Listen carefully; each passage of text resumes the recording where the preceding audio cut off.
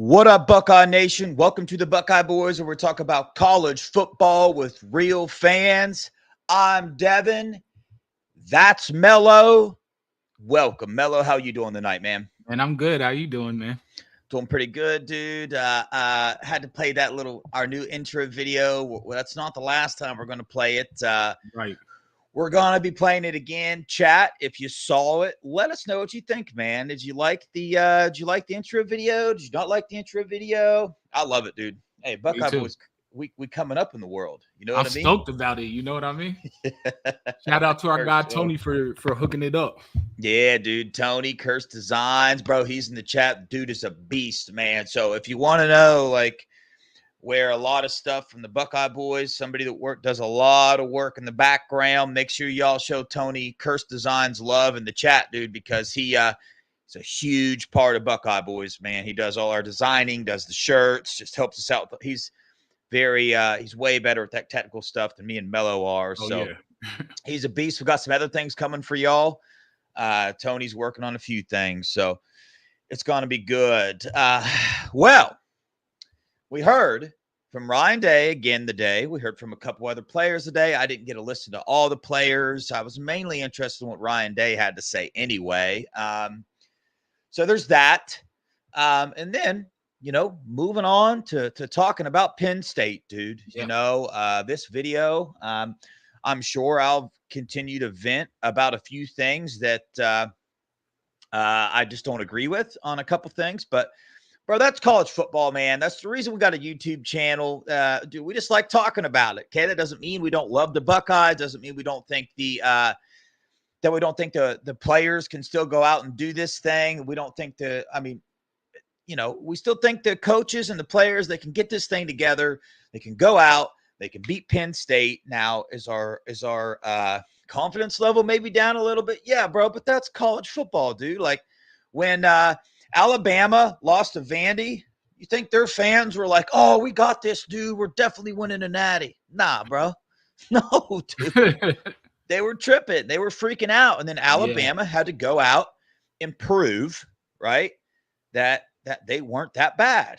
And so far they've been doing it. But that's just what it is, dude. College football's changing. It's different now. So got to roll with the times. But Melo, where is your head at today in regards to our football team? I know where it was at the beginning. Well, we were along the same lines there. I mean, I'm still frustrated with a few things, and hearing both the interviews with Ryan Day, I'm even more frustrated now with some stuff. But where's your head at when it comes to this team? In terms of the upcoming game, I'm actually slightly more confident. I actually started doing more of a deep dive on the Penn State side. Really, the only reason I even have any questions about this team is because of the O-line. I'm going to just be flat out. If the O-line was performing solidly, even if they were performing to the level of an Oregon game before Josh Simmons got hurt, we're winning the natty. But I need to see what this O-line is going to look like on Saturday, or how they're going to scheme to help out the O-line. You know what I mean? So That's what I'm at right now. I think we're going to pull out the W. And I'm not as concerned with either quarterback as I was previously. But that backup, I think, is a better quarterback in terms of college player than Drew Aller. I think Drew Aller would be a better pro quarterback. But I think in terms of the college game and where it's at, I think the backup for them is better. But the thing is, they only really have that tight end and then running back. So, we just really need to key in on shutting down the run and then focus on Tyler Warren. I don't believe in their wide receiver. So, I'm actually slightly more confident, Yeah. Yeah, you kind of got to process through all that stuff. But here's the thing you got to remember, man. We can't just focus on the Nebraska game, what we saw in the Right. Nebraska game, right? Remember the team that played Oregon. And I think this is a hard thing to do because we lost in the Oregon game. But the truth is, remember, we went to Autzen Stadium. It's a 5-hour plane ride. They're the number one team in the country. We turned the ball over twice. We did not play the best game, and we only lost by 1. And realistically, I'm a little bit salty. I don't think we should have lost, man. I think we should have been able to. Now, I'm a little less confident that we would have made that 35-yard field goal, but True.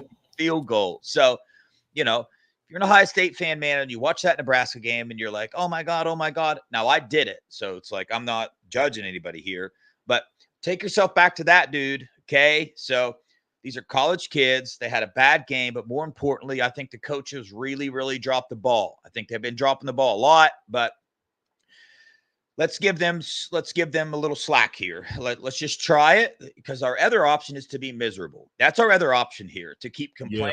complaining and be miserable. And then the game comes up, then Ryan Day or Chip Kelly or Jim Knowles does something stupid, and we're frustrated the entire game. So I am focused on trying to set that aside and trying to focus on the positive things. When it comes to Ryan Day and Chip Kelly and Jim Knowles, there's positive things there. Or we wouldn't still be ranked the number 4 team in the nation and have what do we, is the spread 3.5 Yeah. against Penn State, our And we're, advantage.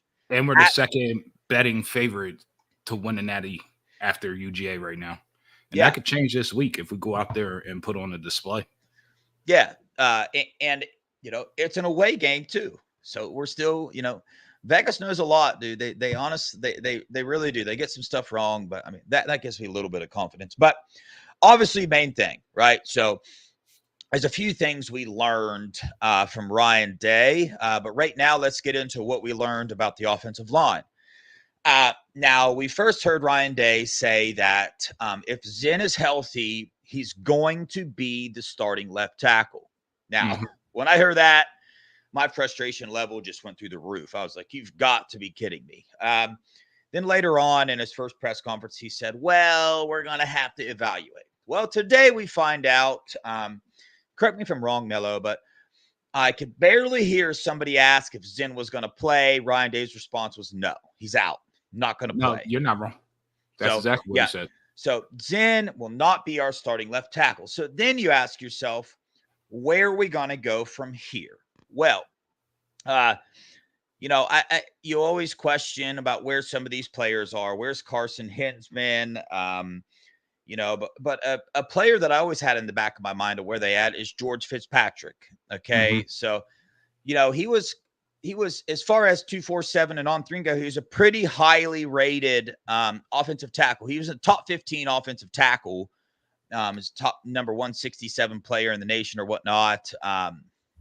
But there's talk out there that he's going to be the left tackle. There's talk out there that Donnie is going to move over to the left tackle position. But I think more importantly, I'm not going to get into the development on the O-line and the recruiting and all that. I'm trying to stay positive. So more importantly, I believe that when you combined the talent that we have in the O-line room, right? Development might not be there, but we have talented, smart kids in there. They got recruited to Ohio State. And you had Chip Kelly. I know he didn't have the best showing in the Nebraska game, but that was a one-off. That's what I'm going to say. And then you add Will Howard into that equation. I believe you have enough there to work with to get this thing done, dude. You got enough seniors. You got enough leaders on this team. They need to step up. Seth McLaughlin, Donnie, they need to light a fire up under this O-line, dude. Let's get this thing rolling, man. You know what I mean? We have enough pieces to get it done. So, I mean, let's see what they come up with. The only reason I'm even questioning the O-line and that we can get it done is because who the O-line coach is, honestly. I'm going to read this out loud. I'll let you get the first crack at it. Okay. So PSU Jim said, hi, guys. Great show. Not sure if you mentioned it, but in the PSU passing game, they throw to the backs quite a lot, and not only on dump offs. They go in the slot. Singleton has pretty good hands. So, what's your feelings on what PSU Jim just stated?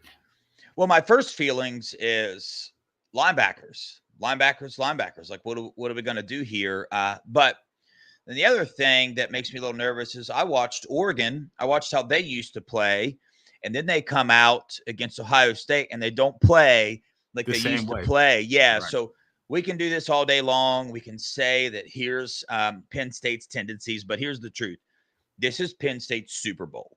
It was we were Nebraska's Super Bowl. This is 100% Penn State's freaking Super Bowl, dude. So whatever we see them do, I know that their offensive coordinator is pretty darn good. It's going to be a chess match between Jim Knowles and their offensive coordinator, but I think it's important, and I don't have an option but to just trust in our defensive coordinator, Jim Knowles, which might make you a little shaky, that he's showing these guys the film and showing them not to take the cheese. Is that what Jim Knowles says? Yep.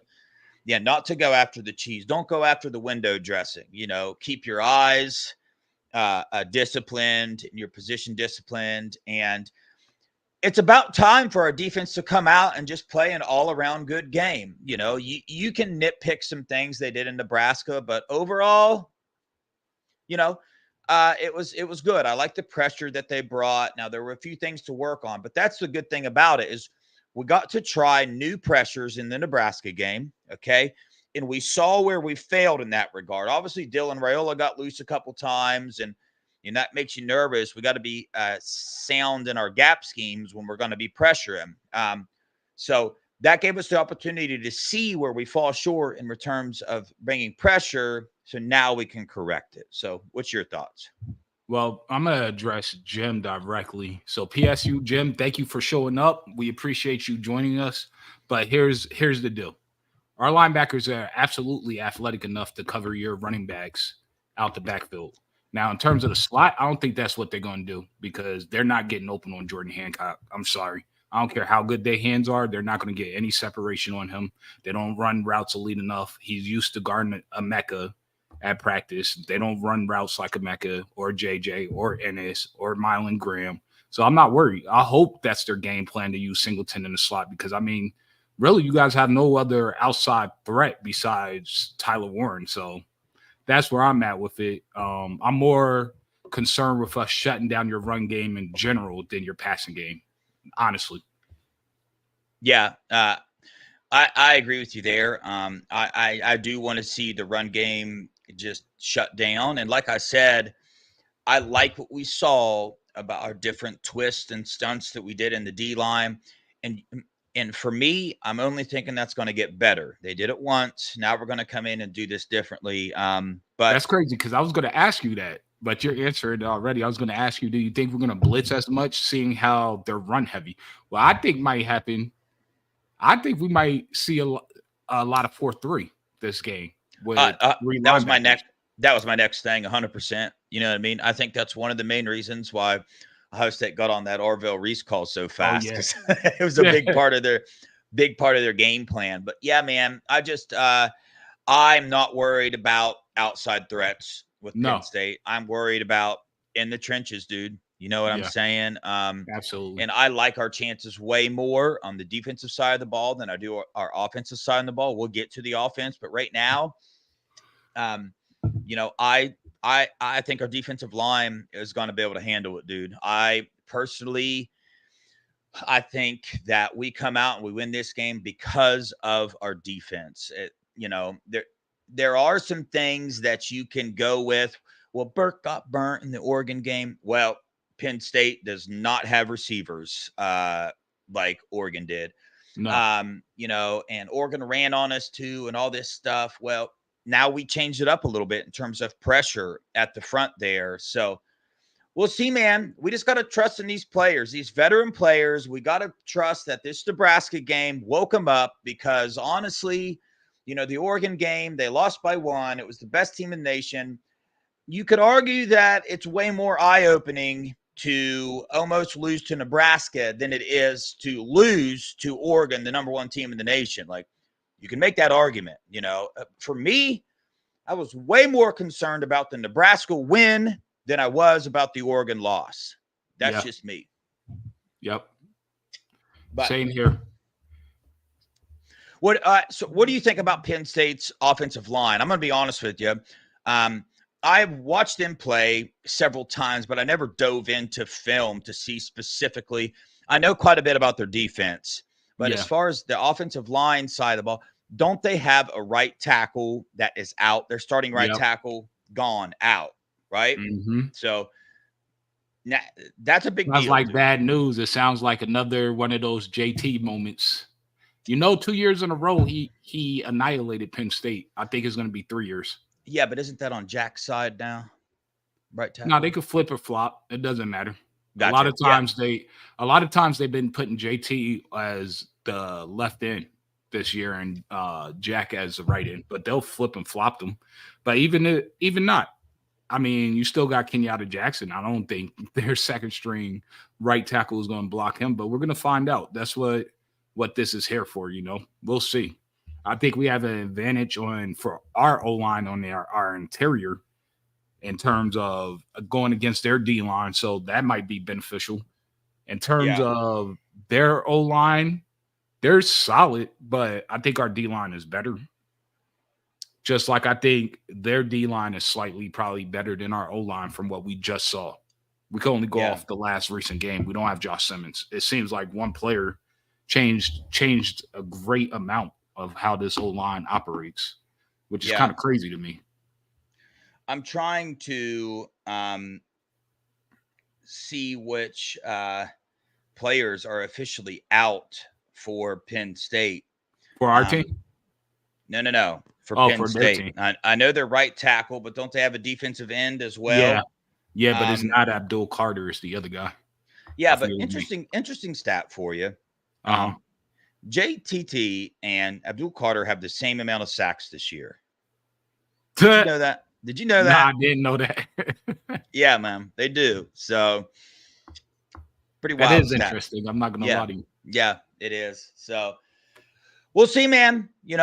Historically, Penn State can't handle Ohio State, dude. We dominate that there. So, Right.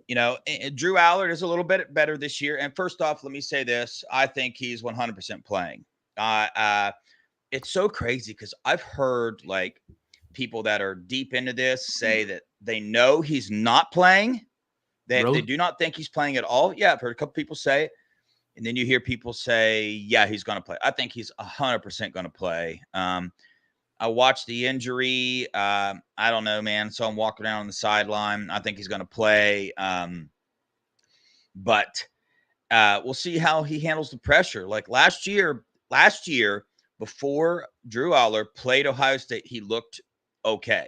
But when he got to the Ohio State game, he did It was not. shaking. Oh, dude, he did not look good, bro. So we'll see. He looked terrible against Ohio State and the team up north, to be honest with you. Yeah. Oh, Last yes, year. he did. Yeah. But their offensive scheme is completely different. So I'll give them that. I just don't think they have the weapons. Honestly, I think they don't have the weapons. And that's why I feel like I'm confident that we'll win. It's not an Oregon game where that's a true matchup game, not the Nebraska game.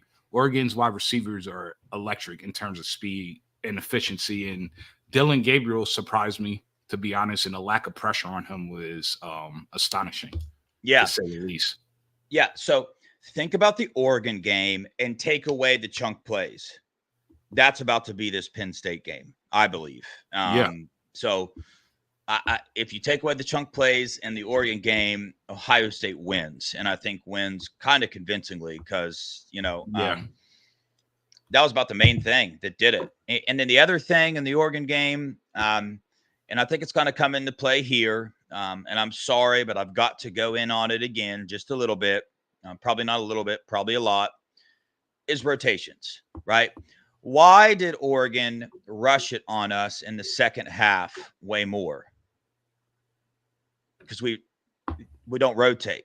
Our defense is just absolutely wore out, So I'm really going to be looking at that again, dude. I don't know, man. Our defensive tackles, we said it before, there was zero rotation in the Nebraska game, not just defensive tackles, but on every defense position. So I'm waiting for that game where, or, or I'm waiting for somebody to tell me what I'm missing, right?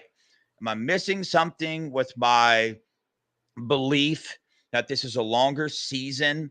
And if you keep playing our defensive starters like this, they're not going to have legs at the end of the season, or they're not going to have legs in the fourth quarter when you need to stop a Penn State team. Because yes, our defense stopped Nebraska when they needed to. That was Nebraska. This is a step up. Would you not agree there? Offensively, for sure. Penn All State's the way got. around, offensively, I defensively, know. it was definitely. But no, you're right. But that brings me back to what Day said today. Day Yeah, I said was getting he's the there. one that has the final say on the rotations. It's his team. He said he listens to his assistants, but at the end of the day, he's the head coach, and what he says goes. And he said, yes, we want to rotate, but like when it's time to win a game, it's time to win a game. I'm playing my best players. And that's exactly what he said. So now we all know it's Ryan Day that's controlling the rotation and has final say, period. And And he owned it today. yeah, dude, So that made my heart just kind of drop, honestly. yeah, cause I was just like, damn, Yeah. everything everybody hates is coming from Ryan Day. And then it's like So changing perspective a little bit about this guy. so let's explain to you the timeline, how this went. Ryan Day, I can't remember his exact answer in his first press conference about rotations, but didn't he say it was a conversation, or was that Jim Knowles? Did Ryan Day kind of put it on Jim Knowles, and then Jim Knowles kind of put it on Larry Johnson? Something like that. Yeah. But I'm not 100% to say confidently so.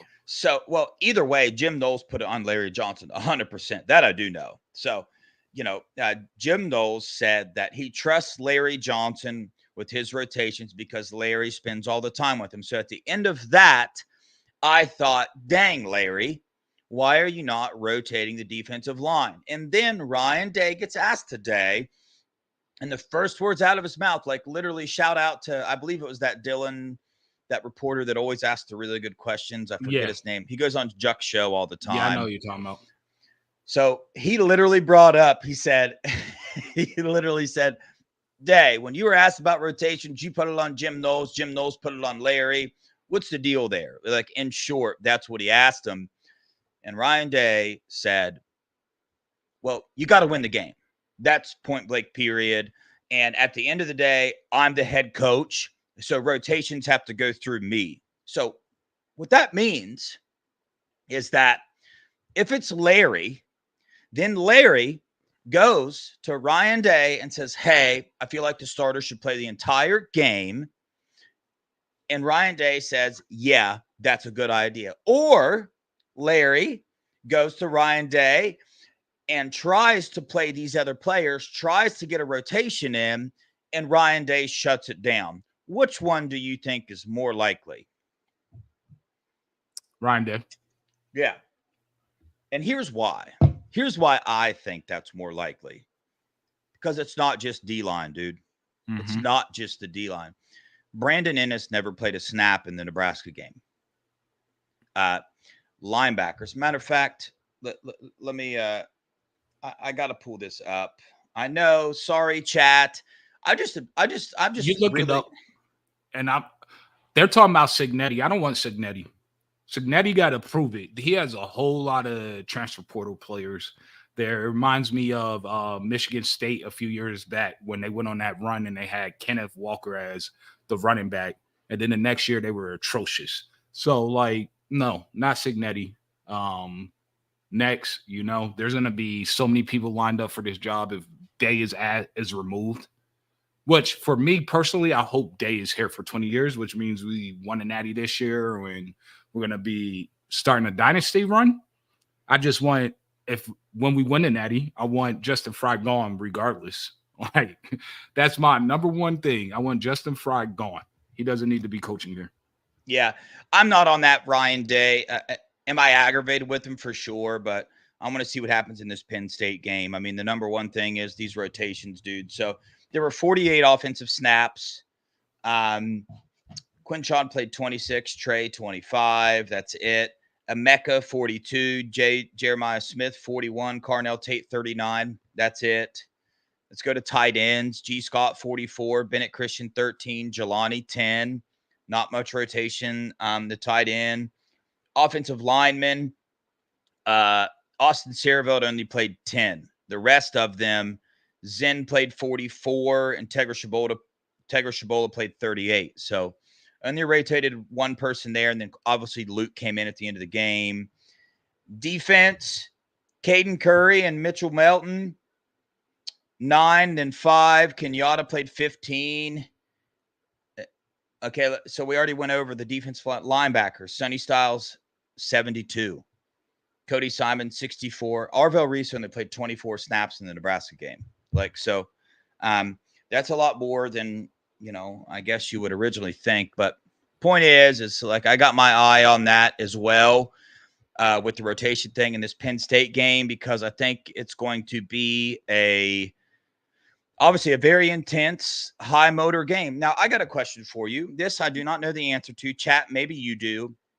How much tempo has Penn State run this year? That's a good question. I don't know. Here's what makes me nervous about that. If you ask me why Oregon beat us, one of the top 3 on the list, it would be the tempo that they ran. Our defense was hardly ever set for it. I mean, they were still trying to figure out what the heck was going on, which surprised me. So wouldn't surprise if Penn State comes out with tempo again. Now, what does that do?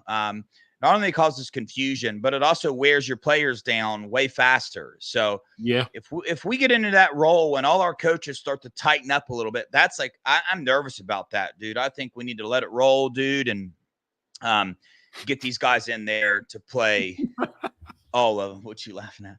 Since we can't recruit, read this comment out loud. Since we can't recruit offensive linemen, guys, we might as well get the crowd to start chanting Firefly. It won't cost us any recruits, apparently. Yeah, hey, dude, you're right. It won't, man. It definitely won't. But, yeah, so there we go for the defensive side of the ball. I believe that I got a lot of faith in our defense. We're stacked on the defensive side of the ball. Even our depth is stacked. We got good linebackers to come in. Got Caden McDonald. And then you got Kenyatta Jackson and Caden Curry to come in for backup. So, I think we're good there. Let's get to the offensive side of the ball. Hey, before we go offense, can you run that intro one more time? Yeah. All right, everybody. Yeah, look at we're going to run the intro again. Tony made this for us. He finished it up today. Let us know what you think. Preview.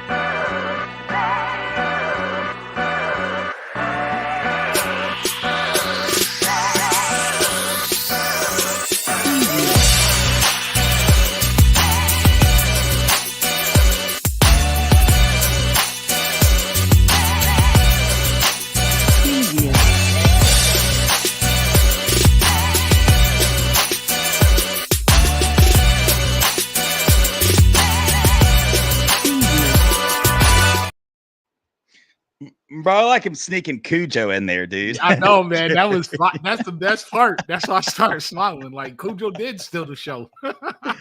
Yeah, he did, man. All right, chat. Got a few people joining us tonight. Wanted to get some different perspectives. Me and Melo have been talking a bunch. We are going to dive into the offensive side of the ball a little bit. But before we do that, we're going to welcome Mr. Sean Schrock and Mr. Tony. What up, fellas? What up? What's up, bud? How you guys doing, man? Doing good. Man, I'm surprised Great Sean intro. still talks to me. After what the Yankees did to those Guardians. How about them Dodgers? Yeah. I mean, they got smoked last night. Yep. Oh, 1 out of 4 ain't bad. Man, we're on that comeback. We're about to make some history this week. Hey, we ain't doing this. We ain't doing it. Yankees for But real. anyway, yeah, what you guys' thoughts on this Penn State game? Oh. Go ahead, Sean. Well, I'm a little concerned, but I think we're going to pull it out. Why are you I think concerned? We're going to need more than that, Sean. Yeah. Why are you I think, concerned? well, the offensive line, but I think they need to take the best 5 offensive linemen and scheme to it, whatever their strengths are. I would run a lot more max protection than what they were doing last week. They were letting Zen, even though he's getting killed, they weren't giving him much help, man. Yeah. If whoever they put that left tackle, man, if he's getting killed, you got to put a chip and you got to put another tight end with him. I like that we got Ransom coming back for the defensive side of the ball. Him and Downs really do clean up a lot of the missed tackles that our linebackers miss a lot. But Yeah. I think this is actually last week, Cody played his best game. Arvell, we're going to get him the whole game, thank God. So Arvell was playing really good till, he got ejected on that BS call. So I think this is the best time for our linebackers to show what they can do, man. I think they're playing better than what they've been playing. So at least those two. Sonny still needs to step it up some, though. Yeah. We'll at least get Arvell for at least 24 snaps. That's what he played in the Nebraska game. So at least 24. I'm hoping that number goes up a little bit. Hey, I'm but, gonna call it yeah. right now. I think he gets at least 30 snaps this game. I think they're gonna go heavy 4-3 because they're not worried about their wide receivers. Yeah. And remember this, guys, as far as what you're talking about, Sean, with you think we're going to get max protection and all that. Remember what everybody was saying about Chip Kelly before the Nebraska game? And remember what our offense did in the Oregon game, right? Like got the job done. They did good. Everybody was so stoked about Chip Kelly. And now all of a sudden, this Nebraska game happens, which was an absolute disaster from play calling, from offensive line and all that. But ask yourself this, is it really fair to lose faith in Chip Kelly over one game, the Nebraska game, and they won the game, but still we all know it wasn't his best game. But I'm not going to lose faith in him. I think that that's one of my confidence builders in this Penn State game.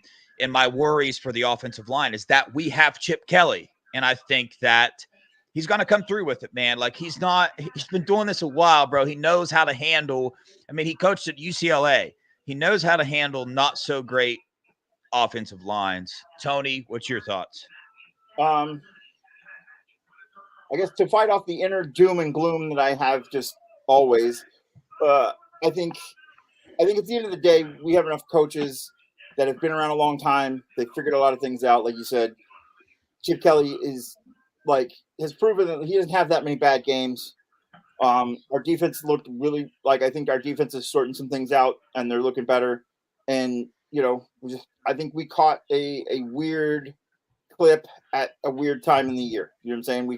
We literally caught, we caught the end of the Oregon game kind of weird and it kind of hung over and was stuck with Nebraska. But I'm going to bank on the fact that historically with Penn State, we won't out James Franklin. So I'm going to go with that. You know what I'm saying? I think historically that's where we land. And I mean, as much as Ryan Day doesn't do great in big games, I think James Franklin does worse. So at least against Ohio State. Yeah, I like it. Buck 65 brought up there the 28 rushing plays versus the 16 passing plays. Yeah. I would probably pay a lot of money to be able to ask Chip Kelly and Ryan Day their philosophy behind that. I really want to know. I hear everybody guessing their philosophy and all that, but well, Chip came out and already addressed it at the press conference somewhat. Hey, just a quick reminder in the chat. Let's not take personal shots towards anybody. Please, no name calling, no nothing like that. If you could, please, if you don't like them, and just ignore them if you would. That would help us out, man. We love y'all. Appreciate you. Yeah, so Chip kind of addressed it, but kind of didn't to me. He said that was the game plan for against Nebraska. He said he thought after watching them on film, those were their weaknesses. But he said obviously wasn't a great game plan. So I mean, I think that's just what it was. He was gaming for that game. He was scheming for that game and what he thought was going to work. But Nebraska fixed what was lacking, and they saw they might try to hurt us here, and they fixed it. So I mean, that's what happened. The only thing that you have to complain about with the OC and the DC sometimes is their how long it takes them to adjust in game. You know what I mean? And it's taking way too long. So that might be the issue more than the initial scheme itself. That's the thing about football, man. Football is a game of adjustments, and he did not adjust well that last game. I have faith in Chip Kelly. I mean, everybody needs to get off the ledge here because back in 02 when we won the national championship, there was 3 games that we beat unranked teams by less than 6 points. Purdue, Illinois, and Cincinnati, guys. Come on, everybody's going to have a clunker. That was our clunker, man. I mean, Chip will figure it out. I mean, he's always been able to scheme with less talent than he's had at Ohio State. So I have all faith in him. It was just a bad game plan. Do you have faith in Day still? Yes. Because, there's a rumor going around the internet saying Ryan Day is the Michael Jordan of James Franklin. So what is your thoughts on that, Tony? I'll start with you. I also heard he was the Nick Saban of Lincoln Riley's, but I don't know where they say that's. But I mean, it's possible. It's possible. But I mean, I think when you go up against the actual James Franklin, he can't out James Franklin. But at the end of the day, like honestly, like the in-game adjustment thing, like I mean, to be fair, it took Urban 2.5 quarters to adjust every game. You know what I'm saying, to really get himself stabilized. So like, I don't know why we all panicked. Like it was the middle of the third quarter before we were, doing great every 10 years with Urban. So I think we'll be okay. I love our coaching staff, except for Justin Fry. I'm putting that out there in the chat. Like, just because I said that doesn't mean I believe that he's the Michael Jordan or James Franklin. I mean, it was kind of funny, but I don't believe that, obviously. The only person on the coaching staff I want to see gone is Justin Fry.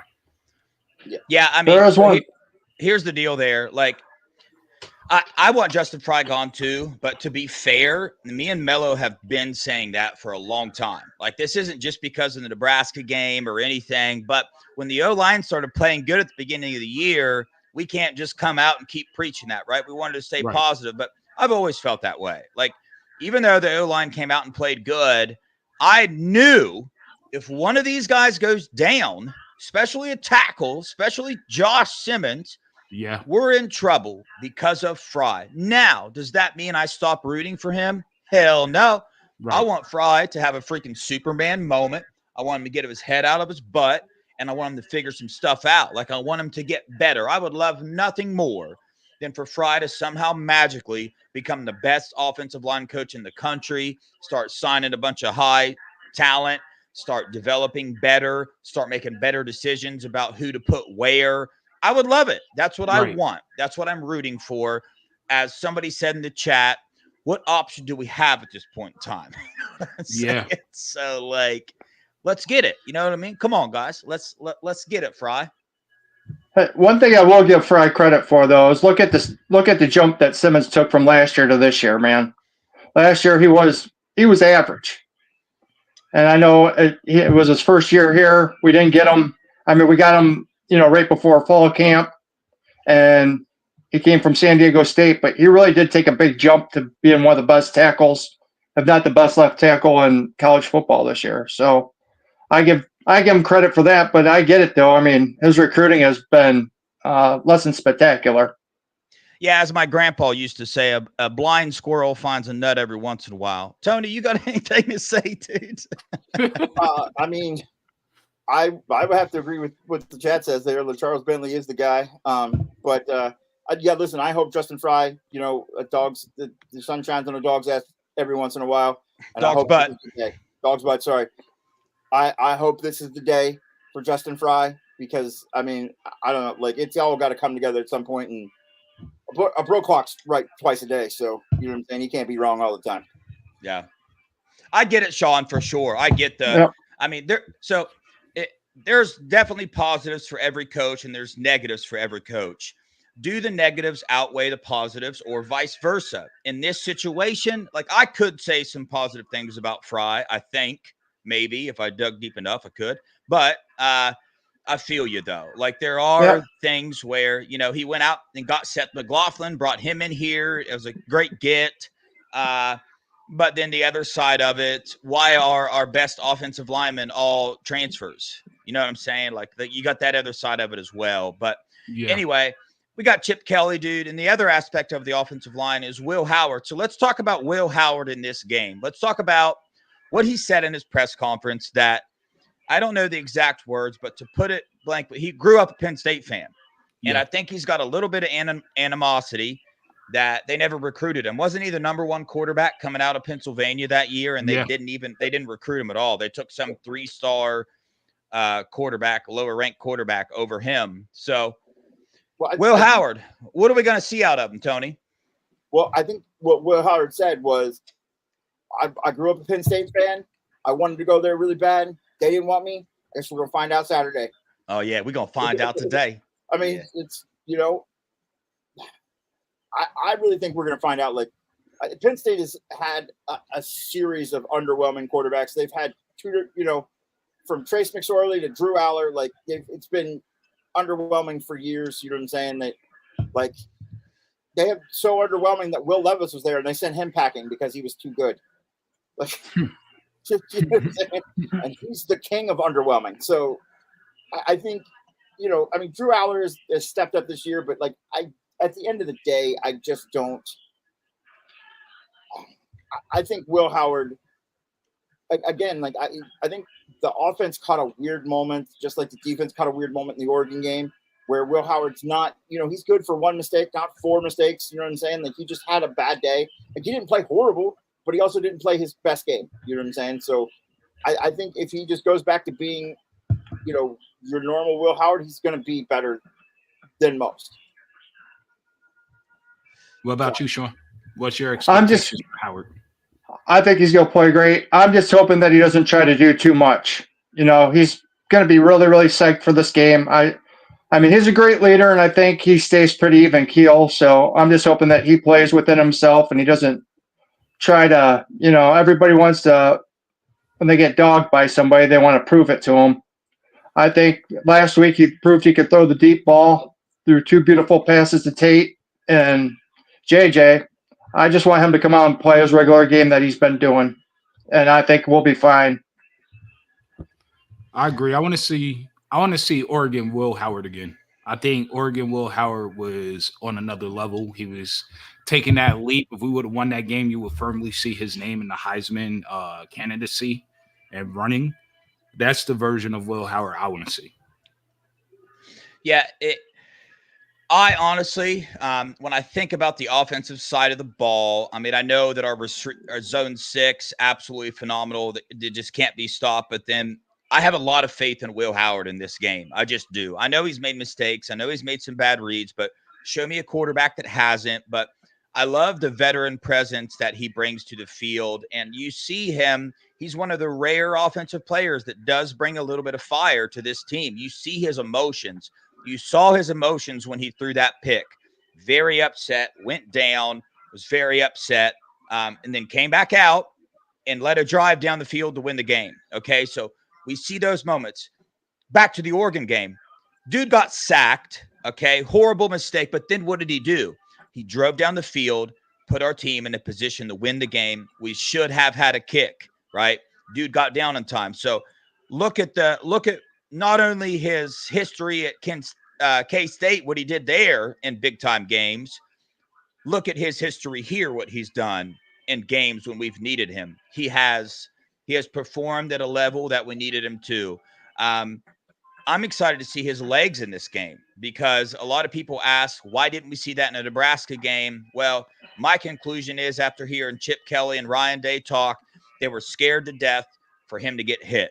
They didn't want to take that chance. I mean, Chip Kelly made the comment that in the NFL, you pay a guy, $24 million to throw the ball. You don't want him getting hit. So you make a comment like that, that's definitely in the back of their mind. And we know Day's history when it comes to quarterbacks. Like, he's the ultimate don't run the quarterback. I still think we're seeing that a little bit. I still think you see Chip Kelly wanting to run him and Ryan Day coming in. I don't think we need to run him during the Nebraska game. I think we see Will Howard get unleashed this game. Or what does Jim Knowles say about Caleb Downs? What's he call it? Activated. Activated. Yeah. I want to ask you something. So with that, with what Chip said that you just said that he said, what does that say about our backups? Does that They don't have faith. bring any alarms to any of you guys about the backups? If they're like so pressed or not allowing Will Howard to get hurt? Because in the beginning of the season, they weren't saying that. They're like, we're going to run him. They did run him a lot. And now they're talking about they don't want him to get hit. What is that saying? What is going on in practice? Yeah. They don't have faith, obviously. I mean, if they had faith, they'd let him run the ball more. But, I mean, if you look, there was only 2 players on this team we couldn't lose, man. That would really hurt us if we lost them. And one we already lost with Justin Simmons. So we can't lose Will Howard, in my opinion. We'd be in serious trouble if we lose him. Yeah. No, I think they were running him really well and stuff until he went down. He got hit in that one game. He went out and Devin Brown had to come in. And thank God Devin threw that great one pass. But after that, he looked like Devin Brown. And like, but hold on, was that a great one pass? Yeah, okay, that was a great catch by JJ, but it was a decent pass. I mean, I think that was a great catch by Optimus. Well, that's what I'm saying. I mean, it was a better catch than throw, but it was still a decent throw because every throw he threw after that was not decent. Hey, let's get real with it. Day doesn't trust a single backup on the team. I mean, come on now. You know what I mean? That's what it seems like to me. Like Brandon Ennis didn't play. I'm not getting into the rotation thing again. Brandon Ennis has been forgot about. But why is that? Like, why is he so tight all the time? Like, this is Ohio State. You have, especially the wide receiver rooms, there's 5 stars on top of 5 stars, and they're legit. Yeah. Here goes my tinfoil hat. It's on, right? So this year, Ryan Day, I think we can all agree, this is his most stressed year that he's ever been at Ohio State, right? Look at the pressure that was created by the team itself and the media and the fans. The best roster in college football. Think about being the coach in that scenario, right? All you're thinking about is winning, winning, winning, winning. So for some reason in his mind, like he thinks that these starters are the answer to that winning, winning, winning. Like he just believes, I think he honestly believes they give them the best shot at winning. And they probably do if they could go out and play like they're fresh every single time. But that's where he loses me there. He loses me there about how you cannot put 2 and 2 together and understand that players get tired. And not only that, and understand that backups need experience in case somebody goes down. In case our left tackle goes down, you might want to get a left tackle some experience in the game. You might want to get Zen more than 2 snaps prior to a game to see if he's capable of performing. You would have found out early that he is not. And you would have moved George Fitzpatrick up earlier and he would have got, so you got that aspect of it. And then you got the other aspect that college football has changed, man. You got the transfer portal, you got nil. You can't do this to these players. You can't do this to Edric Houston. You just can't do it. You got to play that game. I don't care what your philosophy is or what you think or whatever. College football is different, man. You can't get stuck back in that day. It's different. So to me, there are way more positives to playing backups than there are negatives because I just don't buy that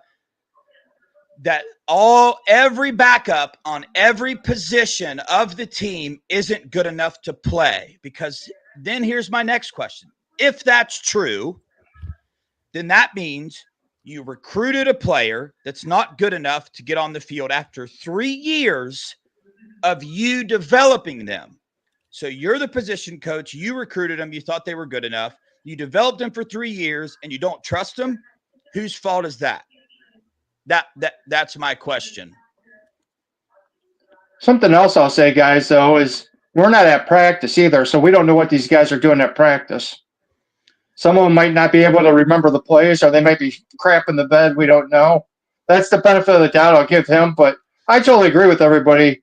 Ennis, K-Mac, a bunch of those guys should be getting a heck of a lot more playing time just to keep them guys fresh, or we're going to wear our guys out before the end of the year. I mean, yeah, Sean. The thing, is somebody else going to go? Because I'll go. You know, go ahead. Yeah. Okay. So who's going? You. Okay. You're going. So what I'll say to that is, again, it goes back to if a third-year player on the team doesn't know the plays, what's going on here? It's your job as a coach to make sure they know the play. It's your job as a coach to figure out what their capacity is of learning and figure out a way to teach them the plays, right? And then the other aspect of that is like,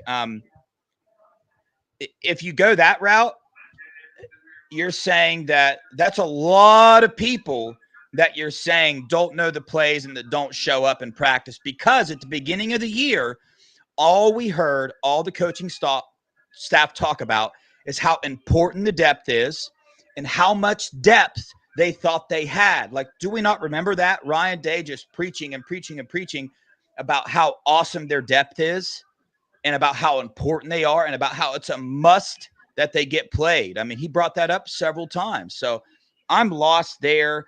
I do see the other side of it, Sean, like you're bringing it up. We don't know what they're doing in practice. We don't. I'm not there. But I still don't see it, man. I just Man, don't. listen, there ain't no way that these backups can't play. I'm sorry. If they don't know the plays, it's because A, you're not teaching it, like Devin said, or maybe you need to dumb it down a little bit. Just let them play fast. Let them react, because 9 out of 10 times we have the best athletes on our team. And I would say 10 out of 10 times, to be honest. But when you have them over there thinking, then it slows their feet down and it makes them look slower, and they're getting to their gaps late and they're overthinking. You could just see it. So for me, if they don't know the plays, that's on the coaching staff, period. At the end of the day, that's on you as a coach, and you need to own that. You need to rotate. Georgia rotates all the time. All the time. You have to do that because people get hurt. Somebody's going to have to step up and step in. You know what I mean? Yep. Oh, I agree. If they can't Tony, play, they shouldn't be here. Sorry, Tony. No, you're good. Tony, I cut you off. What were you going to say? To quote my man Allen Iverson, what are we talking about? Practice? We're talking about practice? Because right now, I've seen those backups play in the game, and I've seen them do well. So I mean, like, I don't care they didn't carry the Gatorade right or whatever. They were on a pocket. I don't care. Like, they can play. Please put them in. Like, I beseech you, Ryan Day, please play them. For the love of anything, please play them. Because and I get where he's coming from, though, why he's tight. This is Ryan Day's magnum opus. This is the one season that I think no matter what happens, if he wins the Natty, if he goes out in flames, Ryan Day's whole career will be judged on this season right here, because of the previous 2 Ohio State coaches that are considered almost all-time greats, like, have been singing his praises about this roster and all that stuff or whatever, and all this stuff has been heaped upon him. Nick Saban and everybody else saying all these things about him, and nobody's ever going to look back. If he wins a Natty in 10 years, everybody's going to look back and go, yeah, but when he had the best roster ever in college football, he was 10-2. You know what I'm saying? Like, that's what it's going to be judged on. And I get where he's coming from, but he's got to ease up and do what is the rest of college football is doing. He can't play Ryan Day ball. He's got to go play college football. Yeah. I want to get your guys' thoughts on one more thing I heard in the press conference, and then we're going to move on to more of a specific about the Penn State game. Okay. But Jim Knowles was asked specifically about why they put JT and Jack on the outside and Kenyatta and Curry on the inside against the D tackles during that rushman package. His response was that they're experimenting. My concern there is that if you're experimenting, then I suggest maybe trying something else to see try something that works. If the other thing works. Like, if you're going to experiment, you can't just keep putting A with B. You at some point in time, you know that if you put 1 with 1, you're going to get 2. Okay?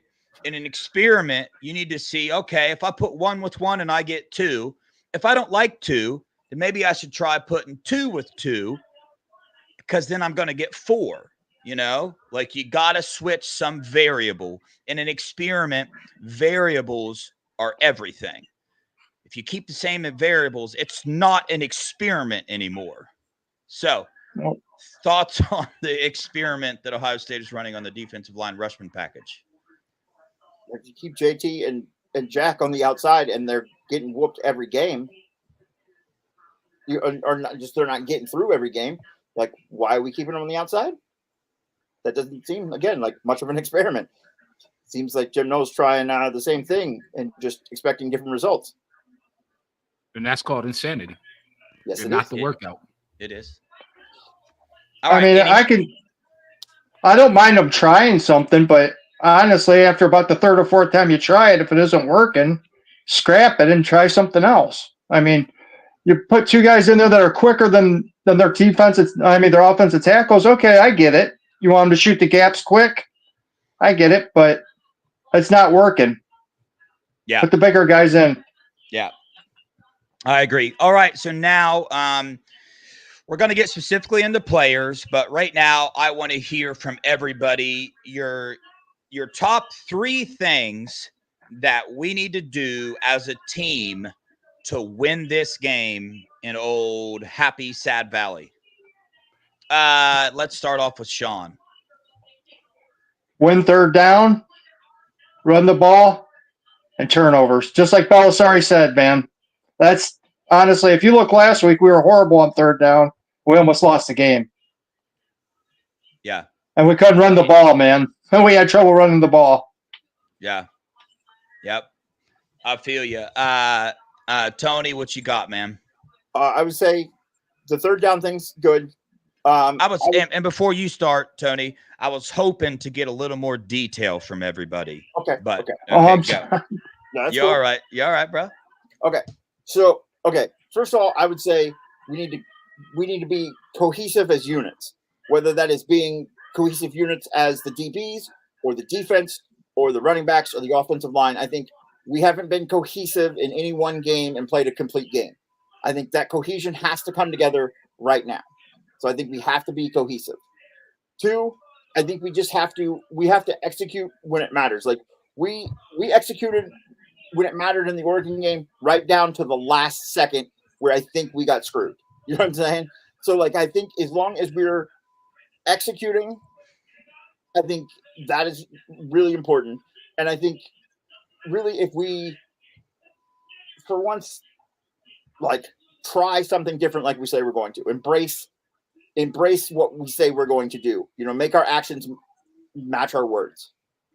I think those 3 things, like, I know they're kind of abstract to just run the ball or whatever, like, but I think those 3 things are really important and really intangible things that I think this team needs to do to go forward.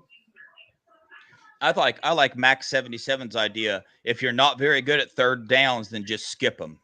That's a good one. Easier said than done. 100%. Melo, what you got? 1, you got to stop the run. Period. You stop the run, and Penn State's whole game plan is out the window.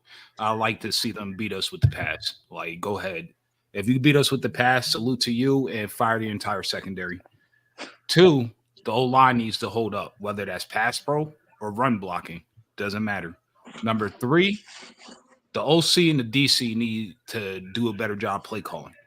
Put our players in better situations where they could play fast and not think. You do those 3 things, we get a W on Saturday.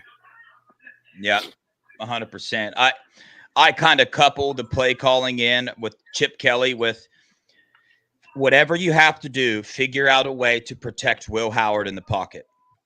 Maybe that means he's not in the pocket. So my number 1 thing is that figure out how to give Will Howard time, about 2.5 to 3.5 seconds, to run through his reads and make the correct reads when he's doing that. So whether that's your play calling, whether that's putting a tight end over there, whether that's finding a left tackle that's serviceable and that's at least going to utilize the running backs that are put over there for the chip. Because if you watch Zen, they did, believe it or not, Chip Kelly put a running back over there quite a few times for Zen to use on the outside. And Zen did the number 1 thing you cannot do as a tackle. He let him go on the inside, therefore he lost his help altogether. The running back was there to chip him, and he lost his help. So figure that out. Whatever it is, you got to give Will Howard a little bit more time in the pocket. So get that figured out. Then number 2, keep the defense fresh all the way to the 4th quarter, right? Continue what you did on your pressures. Continue what you did with the blitzes and the stunts and the different things like that, and make sure they're fresh for the second half. What does that mean? That means you're going to have to get some more players in on the second half. That way, when it comes to the fourth quarter, if we need to force a punt, we have a fresh Tyleik Williams, a fresh Ty Hamilton, and whoever else is in the game, they have the legs to be able to do that. So that's my number 2. And then my number 3, get better on special teams, man. Fire everybody and then hire all new special teams. No. But yeah, don't make mistakes on special teams.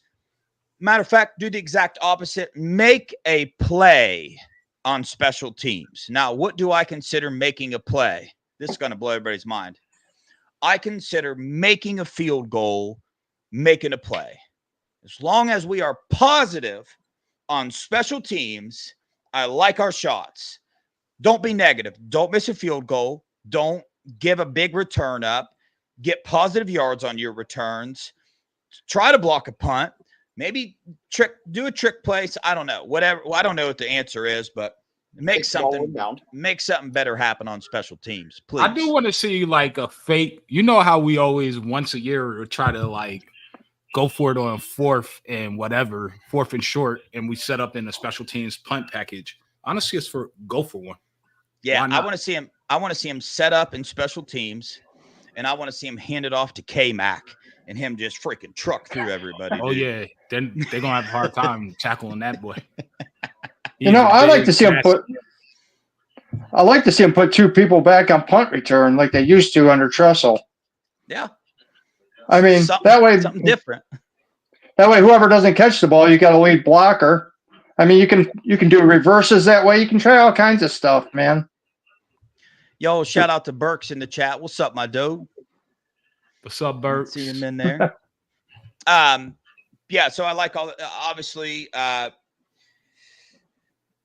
point is, I mean, I still have faith. I think we got the talent. I think we got the coaches. I am choosing to just because my overall look at the end of the Oregon game at the end of the day wasn't all negative, right? So our number 1 complaint in the Oregon game was what? What was everybody's number 1 complaint? And keep it simple. It was on the defensive side of the ball, correct? Secondary. Did we do better at that in the Nebraska game? Yes. Yeah. Absolutely. Sean? Yeah?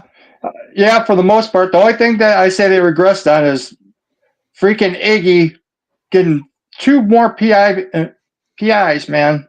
Come on. I don't think that's regression. I mean, you could call Iggy every single game up to this last game with PI multiple times. They just weren't calling it on him.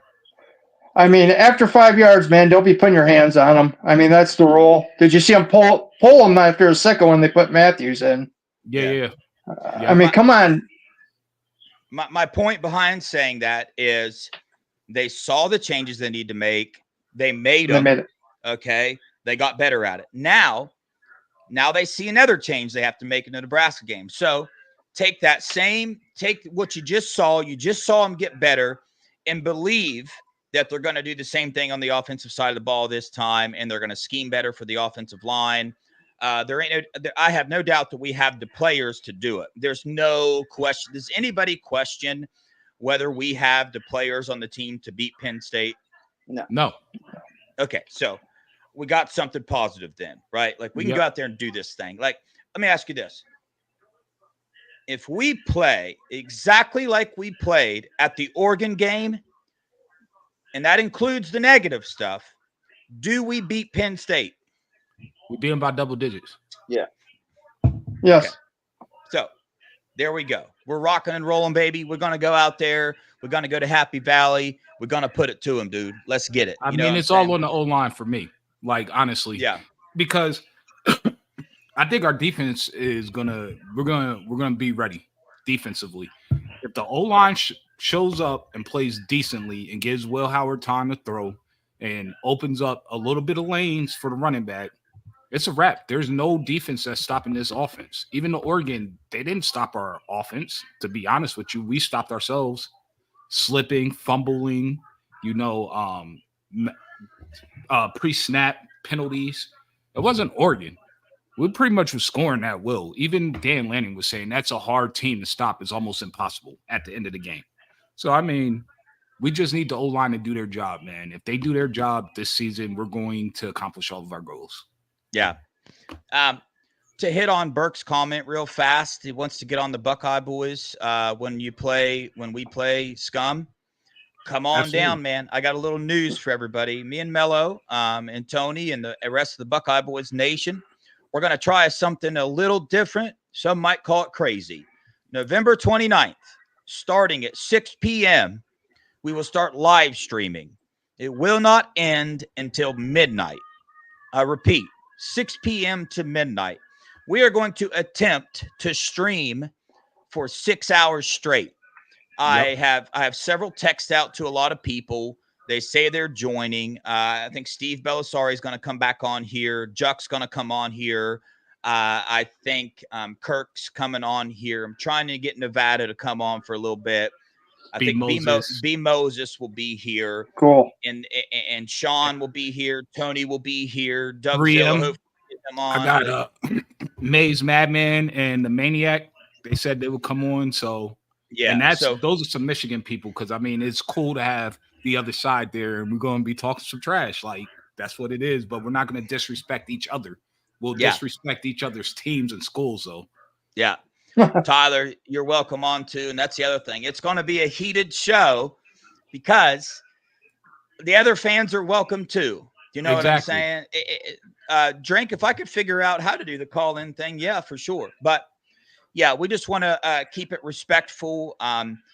Any like personal name calling or anything, you'll get timed out the first time. And then after that, you won't be back for that show. And specifically because here's the thing.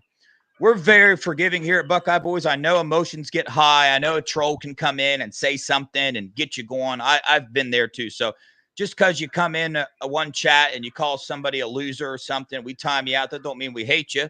Just means we did what we had to do to keep the chat okay for the day. You're more than welcome to come back, man. If you get hidden on Buckeye Boys, it's because you went way, way, way, way, way too far, man. So it would take a lot. So we definitely want to try to get some of the other fan base on here. Maybe somebody, maybe Johnny Olden from that other.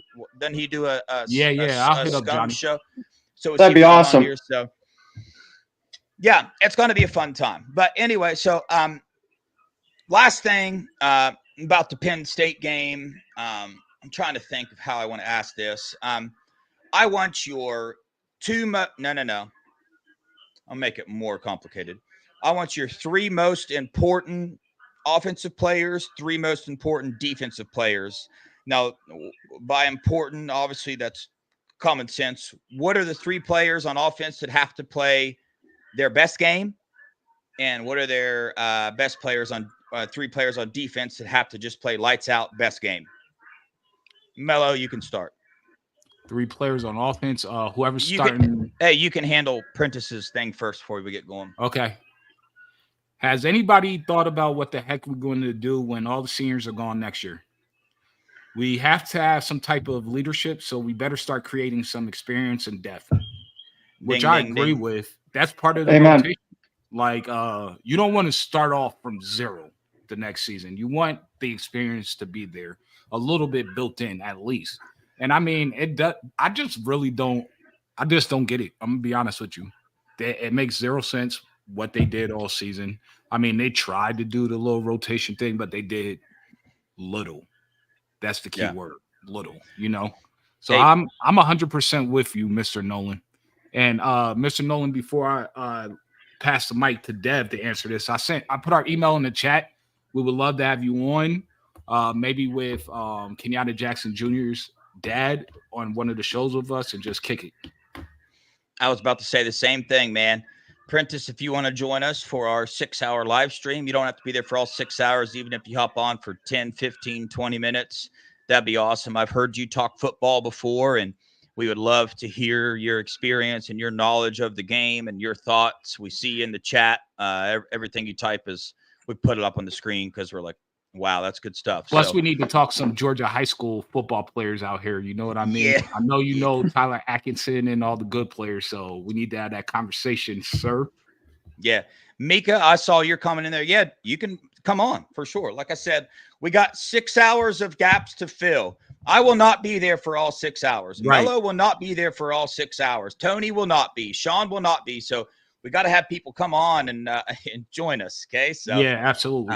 Shoot us the emails. It's the Buckeye Boys with 3 Z's at gmail.com. So yeah, Melo, continue with the players.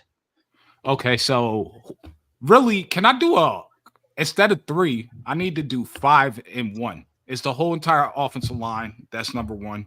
I'm using them, whoever's starting at left tackle, especially. But the whole O line, I need Tegra to not run a pulling play the wrong way. Like, that's number 1. Please don't do that again, brother. So the O line is one group. The second on the offense is Will Howard, obviously the most important player and position, and he touches the ball in every play, and he has to make the correct reads on whether to hand off, throw, or run himself in the RPO. So I saw him make a few errors last game. And then third, Optimus Prime. He needs to eat. There's not a DB on that team that could guard him.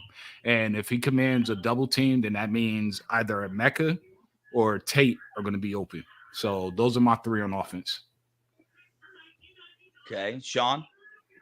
I don't mean to piggyback on Melo, but I'm going to, man. That offensive line, I think, is the most important on the offense because they all have to be on the same page. This week, Kirk broke down on Scoop like 3 or 4 running plays where them guys, they weren't on the same page. I mean, Zen was getting killed, yes, but Donnie and Servold was making mistakes too. I mean, they just had a bad game. They all need to be on the same page. No running into each other, like Melo said. I'm going to go Trey Henderson. I would love to see him get in the screen game. Let's throw some more screens to him. They're getting pressures. Let's throw some screens to him or Quinshawn, either one. Get them involved in the pass game more.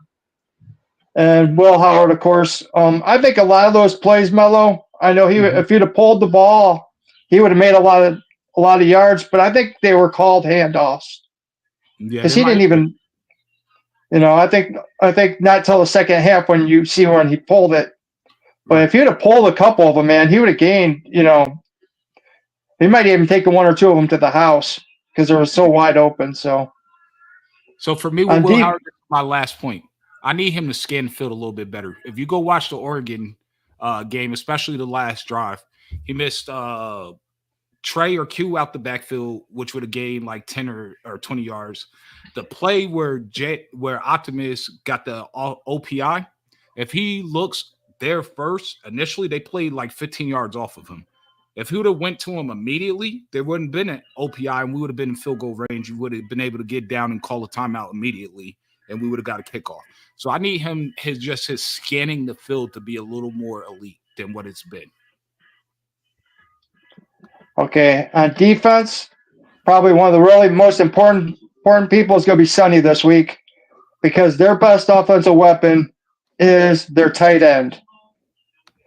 We get killed, I don't know how many times, with tight ends getting open on us, so we need to shut Warren down. Warren is their best player. You think they're going to put a linebacker on him, or you think they're going to put Caleb Downs on him? Well, I would love for him to put whether it's Ransom, Downs, or any other safety on him instead of Sonny, but a lot of times they put the linebacker on him. So hopefully, I mean, Sonny's got he's got the experience of covering, so whoever's taking Warren's going to be important. Then the 2 guys up in the middle, whether it be whoever's playing the most leak, and Ty Hamilton, let's shut that running game down up the middle. Yeah. So that's who I have on offense that you want to see a big performance for in order for us to win. I think so. Here's my thought on it. I'm going to pick Will Howard, Quinshawn, and Optimus Prime. And I'm picking those 3, and I'm not picking the offensive line because I think regardless of what the offensive line does, those three people have to show up and show out. Will Howard's got to move the pocket. He's got to make good decisions.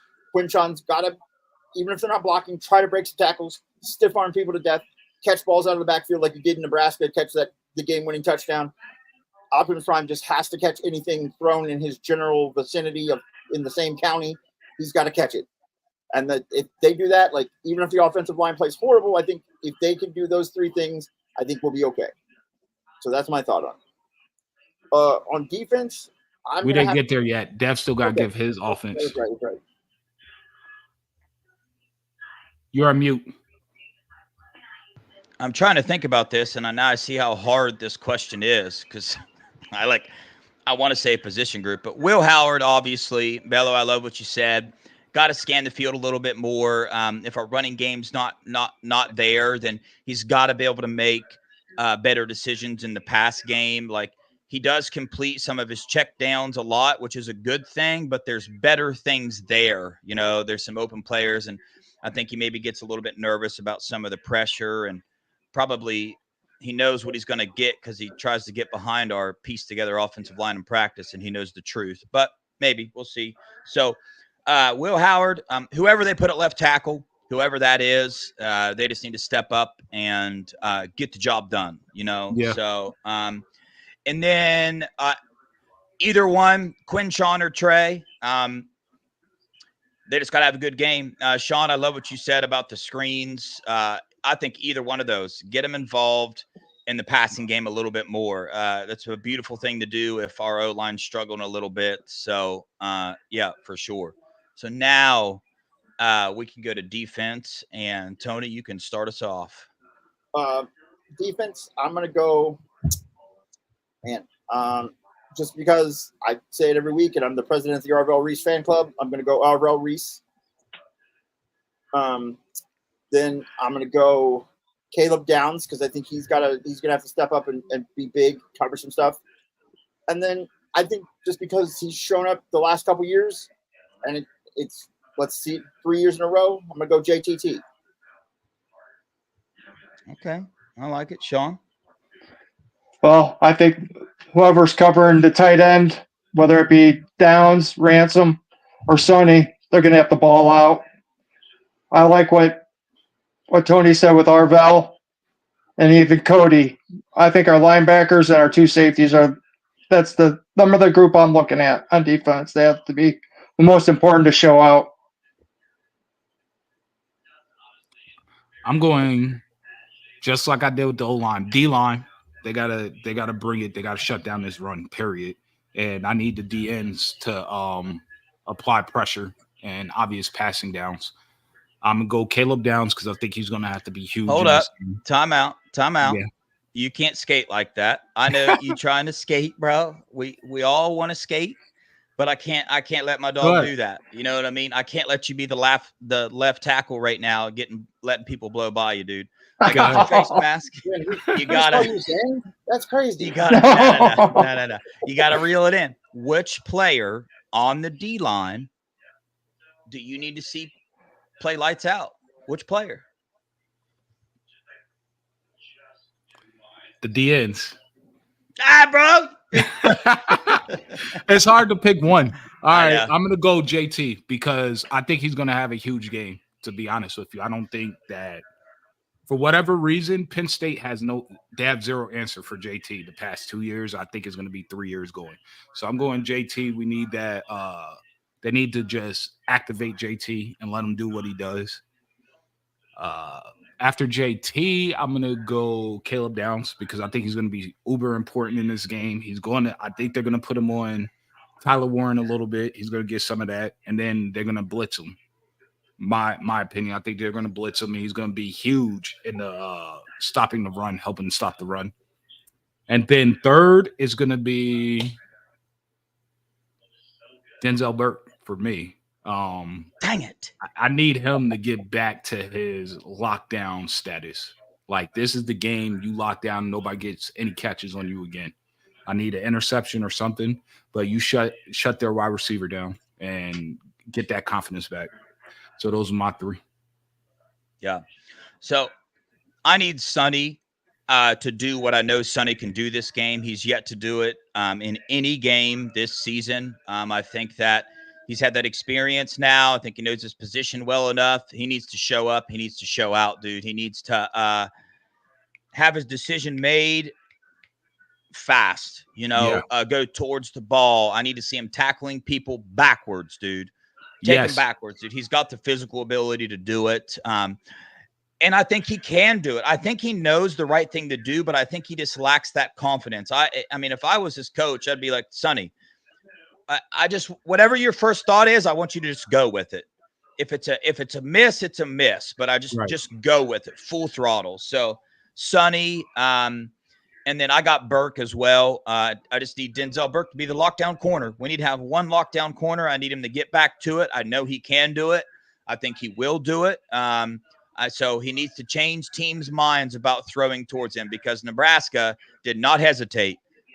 You might say they purposely were throwing his way, like they were looking to do it. So he's got to change people's minds, because now he's got that target on his back. And I promise you, they're targeting him. They are going to target him. They're going to target Iggy too. But Burke is. I need one of them to just lock it down. You know what I'm saying? My last one's K-Mac, dude. K-Mac's got to come in. They need to play him, and he's got to make plays like he does every time he gets in the game. I've yet to see him get in and not make a play that people talk about. So K-Mac's my third defensive player. I like your third. I like that third one. Yeah. Hey, you know what? I'll let you have Denzel. I'm going to go Iggy. I need Iggy to not have any PIs this game. How about that? Come on, Jersey. Like, punch him in the chest off the line and then turn and run. Yeah. All right. Here we are, chat. Once you hear our score predictions, you can put yours in the chat. The winner of the Nebraska game was, what's his name, Melo? Steven S. I didn't write down his last name. He was in the chat earlier. Oh, yeah. Steven S. Yeah. We need you to email us your size shirt and an address to mail it to. You won. We almost didn't give a winner, but we did that in Oregon because we lost, but we're not going to do that. So, right there. Is that him, Steve Sapolsky? Yes, that's him. Yeah, Steve, you won, man. So congrats. Here we go. I already have 36-14. Melo already has 24-21. Bread already has 24-10. So Tony, score prediction. I believe that we're gonna go there, and Penn State's gonna mess around and find out, and we're gonna play our most cohesive game of the year. It won't look great. It won't look perfect, but it'll look great, and we're gonna win 34-24. 34-24. Yep. Yo, Stu, we appreciate you watching, man. Thanks for joining us, dude. Appreciate you. Okay, so what'd you say again, Tony? 34-24. 34-24. That is officially taken. Okay, Sean. 35-13. Is that taken? No, it's That's not. what I think. 35-13. Mac 77. Sean just took yours. I'm sorry. Switch that up a little bit. Yeah, change it. Anybody else in the chat got one that's already taken? I don't see any. Yo, what's up? Trent CN, appreciate you joining, dude. Seen a lot of new people in the chat tonight. We appreciate you joining. Welcome. Prentice got 24-20. That's not taken. Yeah, so we'll go through the chat and get everybody afterwards. But yeah, man, keep your head up, Buckeyes. Like, remember what this team did in the Oregon game. Okay, I know they're, remember what we did in the Iowa game. We did some good things. We haven't played our best ball yet. Remember that, and that's a good thing. It's a good thing that we haven't, because it's more important to play our best football at the end of the season. So I just don't think there's any way, if you sit down and you think about the talent on this team and you think about the coaches that we have, I just don't think there's any way that you can say confidently that you have watched the Buckeyes play their best football this year. I know we lost the left tackle. There are plenty of teams out there that do not have very good left tackles that are getting the job done. They're figuring it out, right? We have enough skilled players on this team. We got enough knowledge in the coaching staff to get this thing done. So I got confidence there. Let's start with some closing statements. Sean, what you got for us? I just want everybody to remember the last 2 times we won national championships, we had clunkers of games. So back off from the edge. Let's give these boys a chance, and I think we're going to come out all right. I think we will be natty champions at the end of the year. We just had a bad game. Everybody needs to chill. We'll get it. We'll get the ship going in the right direction this week. Amen. Tony? Hey, Mr. Nolan, that score was already taken. I need you to drop a new score. Who took that score? Somebody in the chat? Trenton CN. Oh, okay. I would have to say Penn State is going to FO, and definitely going to – this is going to be the one time we come together. This is the cohesion game of the year. This is our Disney moment. You know what I'm saying? This is where the team turns it around and we start to ride off into the sunset. It has to be. Because otherwise it gets real dark from here. So I say that's what I want to see, and that's what I'm hoping for. I see this conversation going on in the chat, Melo. They're talking about Scum thinks they're going to land Bryce Underwood. I don't know if you heard that or not, but I mean, $5 million is a lot to turn down. Yeah. If anything, you just raised the amount of NIL that LSU is going to have to throw at him. Because if LSU matches, he's going to LSU, man. You're going to have to stomp LSU's NIL to get him, especially with those sanctions that are coming in. But I mean, I'd go play quarterback for the team up north if they're going to give me like $7 or $8 million a year. Yep, I'm there. I don't have to go win a chip. That's fine with me. Are you? For $8 million? Yo, I'm going over there. Let's go. You're going to play. You know what I mean? I might get injured the first play. Everybody, this is big time stuff. Everybody, stop what you're doing. Put your pencils down.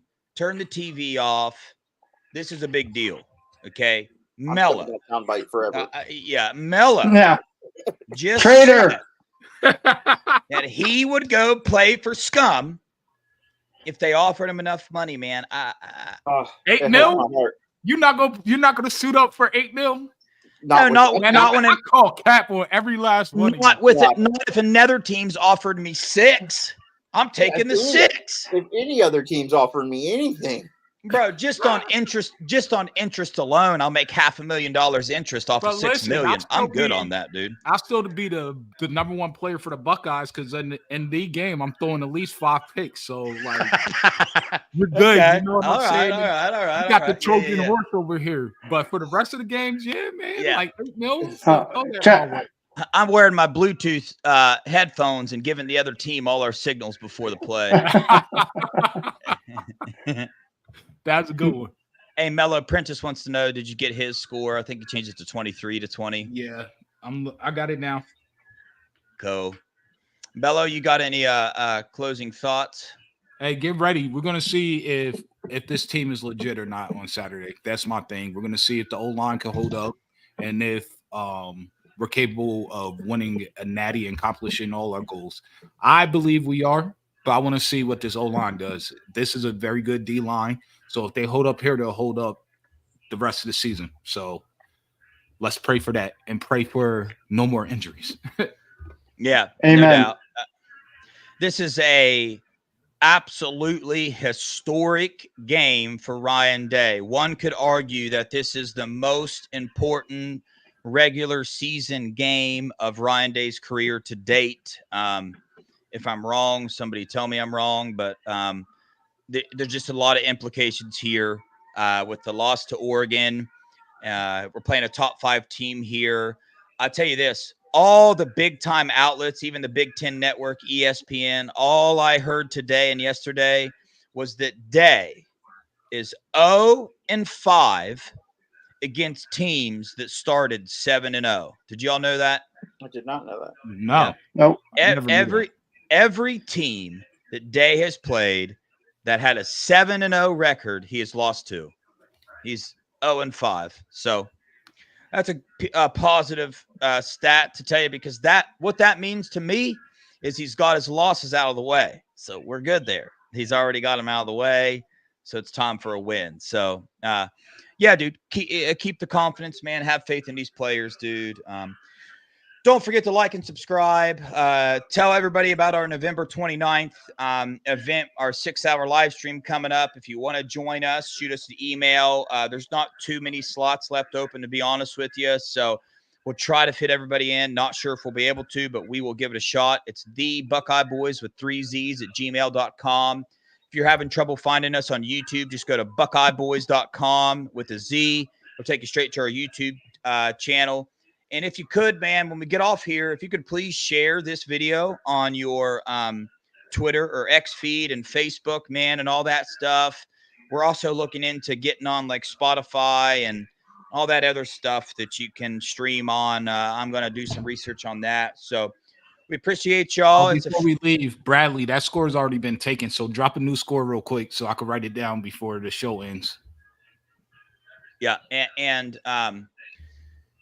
Yeah, it's a fan channel. Like I said before, our goals are to eventually start making money on this channel, but that money is going right back into the channel, man. It's going to be, giveaways, tickets, hopefully, and just to make this channel better. So maybe one day you'll see us on ESPN, dude. Never know. I'll never go to ESPN. Take y'all to a game with us, though. Really, we really do. That would be a blast. That's why I think that would be a huge blast. It would be. It'd be awesome to take like a group of Buckeye boys to the to a game with us. Another thing to think about, chat, is what do we call ourselves in the chat? What is the chat name here? Don't forget we spell with the Z. We thug life up in here, so we thugging. So I got a tattooed on my stomach. So ain't no soft names up in here. I was raised in the country, dude. I'm a thug, bro. Anyway, I'm from Jersey. You see how IGB gets down in McLean, how he knocked that ball out or that wide receiver is a Jersey thing. You know what I'm saying? No soft batch cookies come from Jersey. Yeah, no soft cookies. Yeah, Taco, I took that back, man. Now we don't want to go to ESPN, man. We're going to create our own network. We're going to call it the Buckeye Network, and it's just going to be just full of just Buckeye YouTubers all day long, 24/7. So here we go. I'm sure you won't get sued by Ohio State University for that. In conjunction with Ohio State University. I'm just gonna spell it different or something. And yes, Bradley, that one was taken as well. You got to drop another score. I'm sorry. The third time should be the charm. Yeah. Come on, Dunkel. Hey, Prentice, we got your email, man. We'll be shooting you an email back. Appreciate you for joining, man, for sure. We love the growth of the channel. It's because of y'all that we're doing it. So we love you guys. We appreciate you. On that note, man, go Buckeyes. OH. I-O. Hey, actually. That's a good one, Bradley. Got you. Actually, I'm gonna play our intro to exit. Outro? Yeah. Do that. Y'all have a blessed night, fam. Peace out. Got you, Troy. Preview.